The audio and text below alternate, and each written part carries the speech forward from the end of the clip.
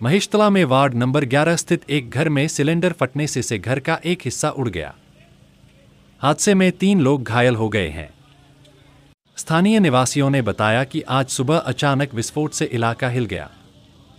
विस्फोट की तीव्रता इतनी तेज थी कि आसपास के घरों की खिड़कियों के शीशे भी टूट गए। আজকে সকালবেলা এখানে যে আপনারা দেখতে পাচ্ছেন সেইখানে সিলিন্ডার ব্লাস্ট হয়েছে। দুটো অজয় ঢলের এটা বাড়ি মানে ফ্ল্যাটটা তৈরি করেছিলেন এখানকারই একজন স্থানীয় প্রমোটার বাদল ব্যানার্জি।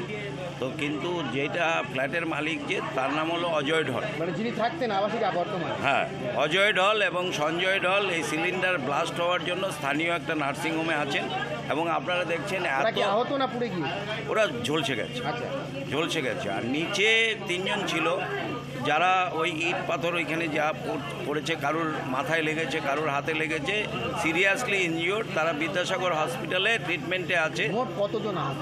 মোট 6-7 জন তো হয়েছে, সবার নাম তো জানা যায়নি এখনো। আশঙ্কাজনক কতজন? এদের মধ্যে বিদ্যাসাগরে যারা ট্রিটমেন্ট আছে এখনো পর্যন্ত যেটা শুনতে পাচ্ছি তারা মানে ক্রিটিক্যাল কন্ডিশনেই আছেন। কিন্তু স্থানীয় যে নার্সিংহোম আছে সেইখানে 2 জন আছে, বাবা এবং ছেলে। তারা এটা অ্যাকচুয়ালি সকালবেলা তাদের ঘরের যিনি সকালবেলা ধূপধুনা দেয়, যেটা আমাদের ধর্মীয় ব্যাপার থাকে সকাল সন্ধ্যায়, তো সিলিন্ডারে বোধহয় একটা লিকেজ ছিল, সেইখান থেকে মানে সিলিন্ডার ব্লাস্ট হয়। একটার পরে আরেকটা সিলিন্ডার ব্লাস্ট হয় এবং যেটা 2টো সিলিন্ডার ব্লাস্ট হয়েছে এবং বিকটভাবে আওয়াজ হয়। এলাকার সমস্ত লোক আপনারা দেখতে পাচ্ছেন এখানে জড়ো হয়।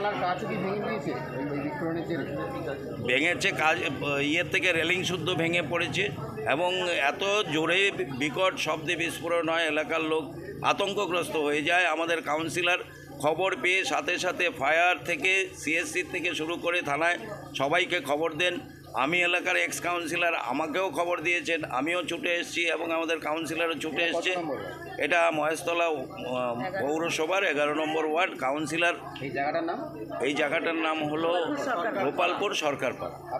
আমার নাম ডাক্তার খোকন সেন, আমি এক্স কাউন্সিলর। আমার পাশে আছেন বর্তমান কাউন্সিলর শ্রীমতী দীপিকা দত্ত।